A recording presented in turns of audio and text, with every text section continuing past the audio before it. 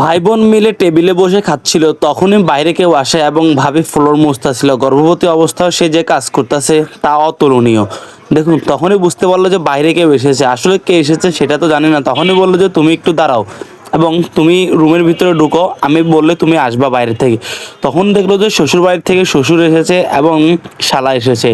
তখনই দেখলো যে কে এসেছে কে এসেছে। তখনই তো সে রুমের ভিতরে ভাবতাছে যে কে এসলো, কেন আমাকে ঘরের ভিতরে ঢুকিয়েছে। তখনই তারা আদর করে ঘরের ভিতরে ঢুকালো, বললো যে তোমরা এখানে বসো।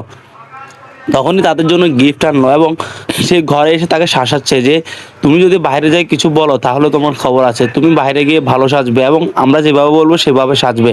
তখনই সে বাইরে আসলো এবং সবার সাথে কথা বলতে লাগলো। ভাই তো অনেক খুশি হয়ে গেল বোনকে দেখে। তখনই তার বোনের অবস্থা দেখে বললো যে কি হয়েছে। তখনই বললো যে আমার এমন কিছু হয়নি, মশা হয়তো আমার এমন হয়েছে। তখনই পিছের থেকে চিমন মারলো এবং বললো যে তুমি হয়তো ভালোই আছো। তখন বললো যে ঠিক আছে এখানে বসো। দেখুন, বোনের অবস্থা খুব একটা ভালো না। গর্ভবতী অবস্থায় যদি কাজ করে তাহলে এমনটাই হয় হয়তো। তখনই বললো যে ঠিক আছে, ওরা তো খুব ভালোই থাকে, সারাদিন বসে খেয়ে খায়।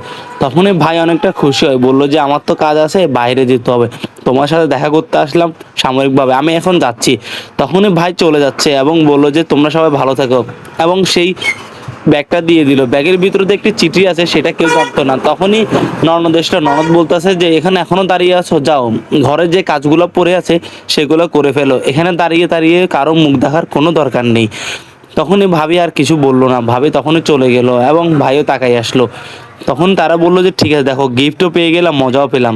তখনই তারা দেখলো যে তার বোন খুব একটা ভালো নয়। সেই চুপি চুপি তার ভাইয়ের জন্য চিঠি লিখেছে যে ভাই আমার খুব একটা ভালো না, তারা শুধু আমাকে সারাদিন কাজ করায় এই অবস্থায়। তখন তার বুঝতে পারলো এবং বাইরের থেকে তার ভাই চলে এসলো, বললো যে তোমরা যে অভিনয় করেছো এটা ঠিক করেন। তখনই সে পরিস্থিতি সামাল দিতে লাগলো, বললো যে সে এমন কিছু করে না, হঠাৎ করে একটু কাজ করতে লাগলো। বললো যে তোমার মিথ্যা ধরা খেয়ে গেছে এবং একটি থাপ্পড়ও মেরে দিল।